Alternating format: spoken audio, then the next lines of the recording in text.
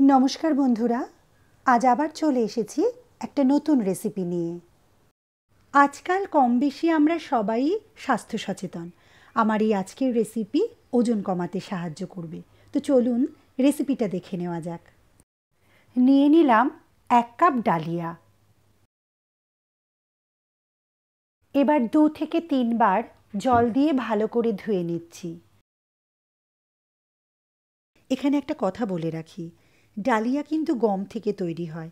এতে যেমন কম ক্যালোরি থাকে, তেমনই প্রচুর পরিমাণে ফাইবার থাকে, যা দীর্ঘক্ষণ পেট ভরা রাখতে সাহায্য করে।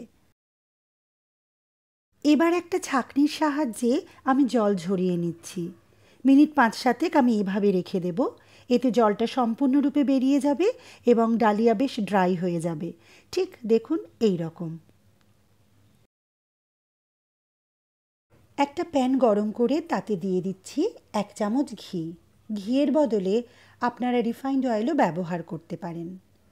ঘি হালকা গরম হলে, বেশি গরম করার দরকার নেই, হালকা গরম হলেই এতে দিয়ে দিচ্ছি ডালিয়া। ডালিয়া দিয়ে ভালো করে ভেজে নিচ্ছি। এই সময় কিন্তু গ্যাসের ফ্লেম একটু কমিয়ে রাখতে হবে। হিট একটু কম থাকলে ধীরে ধীরে ভালো ভাজা হবে।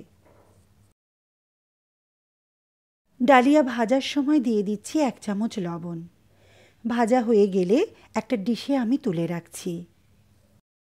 আবারও প্যান গরম করে নিলাম এবং তাতে দিয়ে দিলাম 2 চামচ মতো সাদা তেল।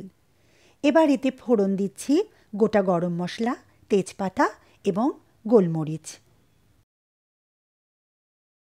ফোড়নের একটা সুন্দর গন্ধ বের হয়েছে। এবার এতে অ্যাড করছি কেটে রাখা গাজর। খুব অল্প পরিমাণ গাজর এখানে আমি ব্যবহার করছি। আর ব্যবহার করছি 2 থেকে 3টে বিনস, যেটা আমি টুকরো করে নিয়েছি। দিয়ে দিচ্ছি 1 চামচ মতো আদা। ভালো করে একটু নাড়াচাড়া করে নিচ্ছি। এবার দিয়ে দিচ্ছি কাজু বাদাম আর দিয়ে দিচ্ছি অল্প পরিমাণে হলুদ। একটু ভালো করে ভেজে নিয়ে এতে অ্যাড করছি ভেজে রাখা ডালিয়া।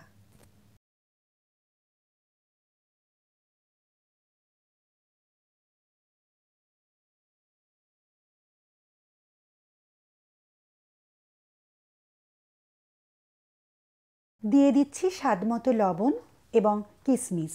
এবার সমস্ত মশলা ও সবজি ডালিয়ার সঙ্গে ভালো করে মিশিয়ে নিচ্ছি। এরই ফাঁকে আমি জল গরম করে নিয়েছি। যেহেতু আমি 1 কাপ ডালিয়া নিয়েছি এবং যে কাপ মেপে আমি ডালিয়া নিয়েছি, ঠিক সেই কাপ মেপেই আমি 2 কাপ গরম জল রান্নাতে ব্যবহার করছি।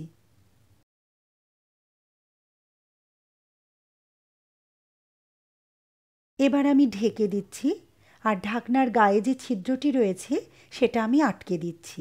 এখানে আমি বিনসের বোটা দিয়ে ছিদ্রটি আটকে দিচ্ছি।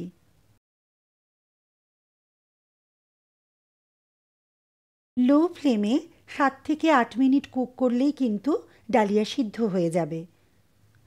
এবার আমি এতে অ্যাড করছি স্বাদমতো চিনি। আপনারা চাইলে কিন্তু এই স্টেপটা স্কিপ করতে পারেন।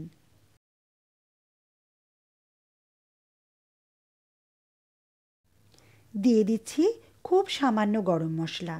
সব কিছু ভালো করে মিশিয়ে নিচ্ছি। দেখুন একদম ঝরঝরে হয়েছে। এভাবেই বানিয়ে নিতে পারেন ডালিয়ার পোলাও।